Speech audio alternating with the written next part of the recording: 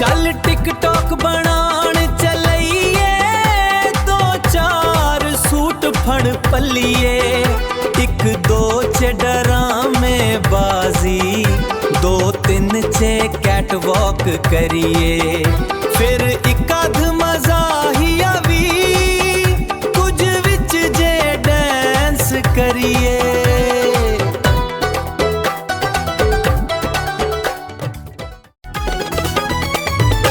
Acting तू करनी है चंगी, थोड़ी जई लिप सिंग करिए, बैठ के किसी चंगी था फिर थोड़ा लाइव ना आइए, बना के टिकटोका किनिया, डोलफनी गल्लां करिए।